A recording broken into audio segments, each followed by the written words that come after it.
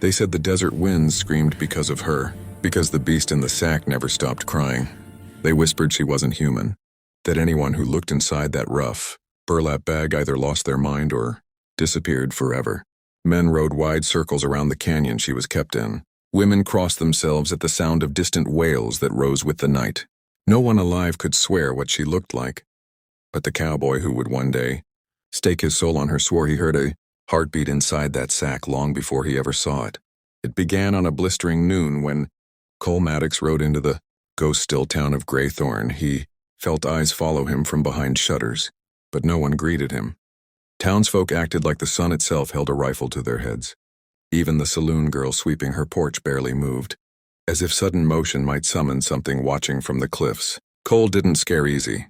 He'd ridden through Apache country, dodged bounty hunters, survived blizzards and gunfights, but nothing rattled him like the moment a sheriff with trembling hand stepped out and said, "Turn around, stranger. We don't need another dead man today." Cole stayed in the saddle, thumb tapping slow on his saddle horn. "I just came looking for water and work." "There ain't any work worth dying for."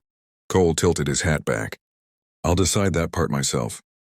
The sheriff hesitated, then exhaled as if surrendering to something too big to fight. "You're stubborn, fine, but don't say, 'I didn't warn you.'" He gestured toward the canyon south of town. "They're delivering her tonight." "The beast," Cole frowned. "A woman?" "Not a woman. Not anymore." But Cole had seen human cruelty dressed up as legend before. He'd heard stories of witches, demons, curses. Every time it had turned out to be a person someone wanted to fear or bury. Still there was something in the sheriff's eyes that crawled cold along Cole's spine. That night, the whole town gathered like mourners. Cole joined them at the cliff ledge above the canyon. A line of riders approached, torches shaking in the wind. Their horses snorted, refusing to go near the great wooden cage they dragged behind them on iron runners. A burlap sack large enough to hold a grown person was lashed upright inside it, except the sack moved, not wildly, not violently, just a slow, shuddering struggle, as though something filled with pain kept trying to breathe. The riders parked the cage near the canyon pit, an old, abandoned silver shaft that disappeared into half-lit darkness. The leader, a gaunt old man with braided white hair, shouted over the wind, "Sacred judgment stands. The beast must remain sealed. She is cursed beyond earthly salvation." People bowed their heads. Some cried. One woman fainted. Cole didn't bow. Instead, he stepped forward. "What exactly is she accused of?" he asked. The old man glared. "You a judge?" "No, I'm a man with eyes." "Then use them well," the man said, and signaled his riders. Two men shoved the cage, dragging it toward the pit. The sack thrashed violently, the muffled scream inside piercing enough to crack something deep in Cole's chest. It wasn't the cry of a monster. It was the raw, broken sob of a woman terrified beyond words. Cole stepped in front of the cage and stop. Everyone froze. The old man hissed, "Get out of the way, cowboy." Cole didn't budge. What did she do? Everything. She brought death, fire, madness, or maybe someone brought all that to her. Gasps rippled through the crowd. "You didn't question sacred law here." The old man drew a ceremonial blade. "Move, I won't warn you again." But Cole never moved for tyrants or fear. "I'll see her face," he said quietly. "If she's a monster, I'll help you bury her myself. If she ain't, the old man mocked. Cole narrowed his eyes. "Then someone's been lying." Wind howled. The torches flickered. The old man lunged. Cole drew faster. His revolver cracked the air, sending the blade spinning from the old man's hand. Chaos erupted. Riders reached for weapons. Townsfolk screamed. Horses reared. Cole didn't wait. He vaulted onto the cage, cutting the ropes with his knife. The burlap sack toppled forward into his arms, lighter than expected, far too light for something people called a beast. He heard her breath, ragged and starved. He felt her trembling. She didn't fight him. Gunfire exploded behind him. Cole dove behind rocks, clutching her close as bullets ricocheted. He whispered, "I ain't here to hurt you." Her breaths hitched, and through the tears soaked into the sack's cloth, he felt her try to speak. Her voice came faint, hoarse, barely there. "No, light." Light? Did it hurt her? Or had she simply not seen it in so long? He carried her to his horse, slung her gently across the saddle. and rode hard into the desert with the entire canyon erupting behind him like a storm. The Apache warriors finally found her. They believed the marks were evil omens. They tied the sack around her to contain what they feared she might have become. "I'm not a beast," she whispered, "but I am broken."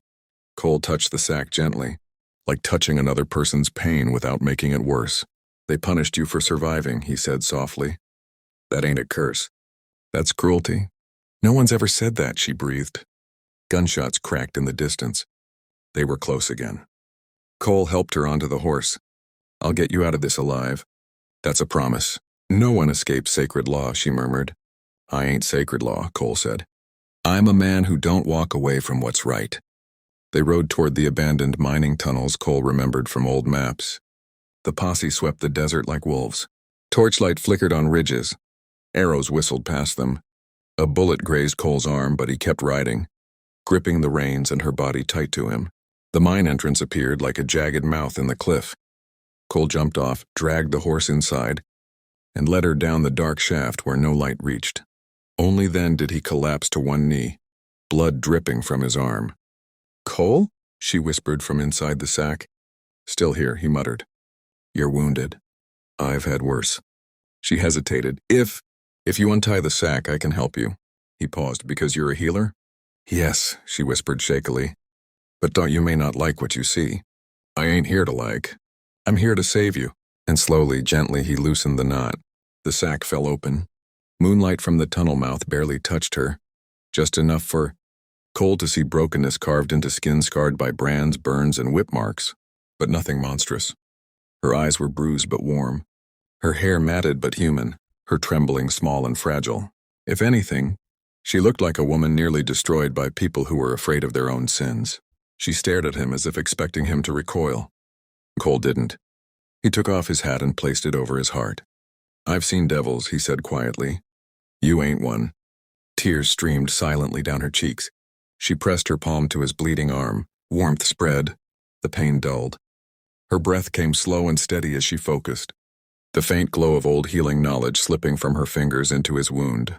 When she finished, she swayed with exhaustion. He caught her. "You saved me," Cole murmured. "No," she whispered. "You freed me." Hoofbeats thundered outside the mine. "They're here," she whispered. Cole cocked his revolver. "They'll have to go through me." But Marin shook her head weakly. "No more killing. Let me talk. You owe them nothing." "I owe myself peace," she said. The posse stormed into the mine, torches flaring. The old man pointed. "There, kill the cowboy. Retrieve the beast." Cole aimed his gun, but Marin stepped in front of him, small, shaking but unafraid. "I am no beast," she said, voice echoing with a strength Cole hadn't heard before. "And you will not bury me anymore." The men hesitated.